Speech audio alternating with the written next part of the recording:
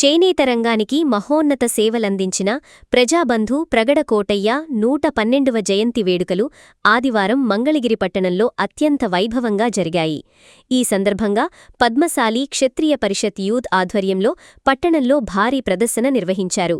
YSR Congress party నాయకుడు, పద్మశాలి క్షత్రియ పరిషత్ వ్యవస్థాపక జాతీయ అధ్యక్షుడు, ప్రముఖ హైకోర్టు న్యాయవాది కొసనం శ్రీనివాసరావు నేతృత్వంలో ఈ కార్యక్రమం సాగింది. నేతన్న సర్కిల్లోని నేతన్న విగ్రహానికి పూలమాలలు వేసి శ్రీనివాసరావు ర్యాలీని ప్రారంభించారు. ప్రజాబంధు ప్రగడ కోటయ్య చిత్రపటాన్ని అలంకరించిన పూల రథంపై ఉంచి డీజే మరియు తీన్మార్ వాయిద్యాల హోరు నడుమ నిర్వహించిన ఈ భారీ ప్రదర్శన పట్టణ పురవీధుల్లో ప్రజలను విశేషంగా ఆకట్టుకుంది. ఈ ర్యాలీ నేతన్న సర్కిల్ నుండి ప్రారంభమై గౌతమ బుద్ధ రోడ్, దేవస్థానం road, Ganapathi Nagar, Vadlapudi centre, Tenali road, Midde centre, Gandhi Chowk, పాత మంగళగిరి మీదుగా సాగి రత్నాల చెరువులోని భావనా ఋషి దేవస్థానం వద్దకు చేరుకుని ముగిసింది. పార్టీలకు అతీతంగా ప్రగడ కోటయ్య అభిమానులు, పద్మశాలి క్షత్రియ సామాజిక వర్గ ప్రతినిధులు ఈ ర్యాలీలో పెద్ద ఎత్తున పాల్గొని కార్యక్రమాన్ని విజయవంతం చేశారు. ఈ కార్యక్రమంలో పద్మశాలి క్షత్రియ పరిషత్ యూధ్యక్షుడు ప్రగడ నవదుర్గా ప్రసాద్, ప్రగడ శ్రీనివాస్, మునగాల శ్రీనివాస్, గోలీ కోటా శ్రీనివాసరావు, తిరువీధల సురేష్, గుండా మధుసూదన్, కొడాలి వెంకటేష్, ఉల్లంగుల బాలకృష్ణ, దామర్ల రాజేష్, బిట్రా తాండవ రవికుమార్, చెరుకు శ్రీను, పాతర్ల నవధి, దామర్ల విజయ్, గోలీ సుధాకర్, తిరందాసు చంటి తదితరులు పాల్గొన్నారు. ఈరోజు ప్రజాబంధు ప్రగడ కోటయ్య గారి జయంతి కార్యక్రమాన్ని రాష్ట్ర పండుగగా గుర్తించి ప్రభుత్వం జీవో జారీ చేయడం జరిగింది. ఆ సందర్భంగా ప్రభుత్వానికి ముందుగా ధన్యవాదాలు తెలియజేస్తున్నాను. అట్లాగే మరి రాష్ట్ర వ్యాప్తంగా ఈరోజు ప్రగడ కోటయ్య గారి జయంతి కార్యక్రమాలు ఉధృతంగా జరుగుతూ ఉన్నాయి. ఇప్పుడే కాదు, ప్రగడ కోటయ్య గారు మరణించిన నాటి నుండి కూడా ఆయన వర్ధంతి జయంతి కార్యక్రమాలు ప్రతి సంవత్సరం క్రమం తప్పకుండా మరి చీరాల కానీ మంగళగిరి కానివ్వండి ప్రతి చేనేత గ్రామంలో కూడా జరుగుతూనే ఉన్నాయి. ప్రగడ కోటయ్య గారు ఈ చేనేత కులాలకి, వస్త్రోత్పత్తి కులాలకి ఒక జాతి పిత లాంటి వారు. ప్రగడ కోటయ్య గారు మరి ఉమ్మడి రాష్ట్రం మద్రాసు రాష్ట్రం నుండి వేరుపడిన తర్వాత ఆంధ్ర రాష్ట్రం ఏర్పడిన తర్వాత కోఆప్టెక్స్ నుంచి మరి ఆంధ్ర హ్యాండ్లూమ్స్ను సపరేట్ చేసుకొని వచ్చిన తర్వాత ఇక్కడ సహకార రంగంలో కోఆపరేటివ్ సొసైటీ ఏర్పాటు చేయడం కానివ్వండి, చేనేత పరిశ్రమకు కావాల్సినటువంటి అనేక పరిశ్రమలు ఏర్పాటు చేయడం కానివ్వండి, ఇదంతా కూడా వారి కృషితో జరిగింది.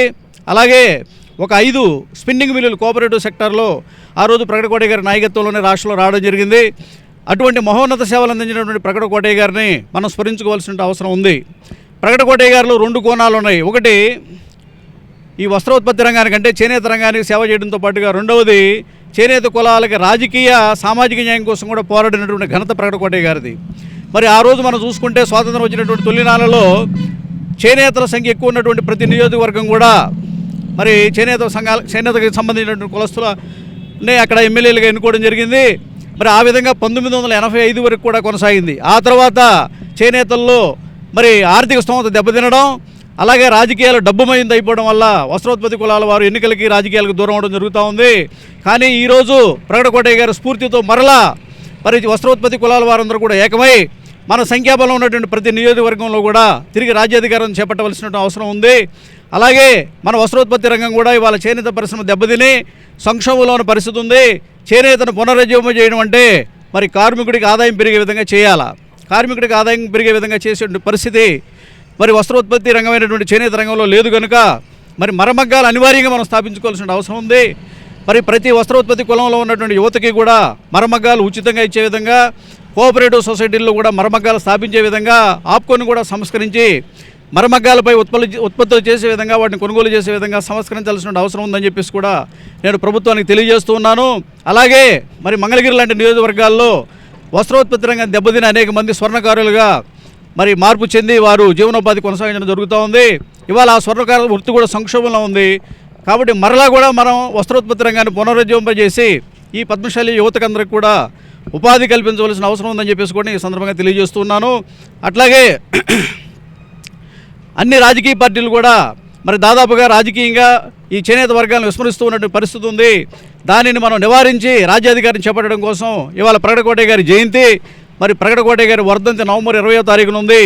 ఆనాటికి రాష్ట్రంలో పద్మశాలి, తొకడశాలి, దేవాంగ, కన్నెబొత్తుల కులాల వారి నుండి నాయకులందరినీ కూడా సమకూర్చి గ్యాదర్ చేసి మంగళగిరిలో ఒక భారీ సభను కూడా నిర్వహించి రాజ్యాధికారం కోసం కూడా పోరాడతామని చెప్పేసి పద్మశాలి క్షత్రియ పరిషత్ జాతీయ వ్యవస్థాపక అధ్యక్షుడిగా నేను చెప్తూ ఉన్నాను. అలాగే ఈ కార్యక్రమానికి మరి పద్మశాలి క్షత్రియ పరిషత్ యూత్ ప్రెసిడెంట్ నవదుర్గా ప్రసాద్ నాయకత్వంలో యూత్ అంతా కూడా ఇక్కడ గ్యాదర్ అవ్వడం జరిగింది.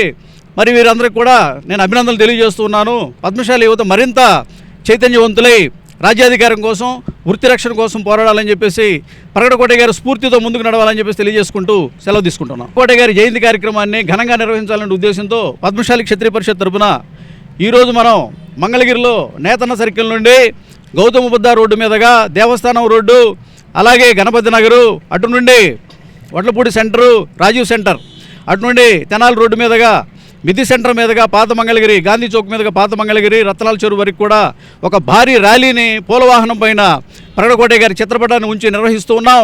ఈ కార్యక్రమాన్ని కూడా అందరూ జయప్రదం చేయవలసిందిగా మీ అందరిని కోరుతూ ఉన్నాను. ఈ కార్యక్రమం ర్యాలీ మరి ఇప్పుడు బిగినపోతా ఉంది. కాసేపట్లో అందరూ కూడా యువతరం అందరూ కూడా ఇందులో పాల్గొని జయప్రదం చేయవలసిందిగా నేను కోరుతూ ఉన్నా.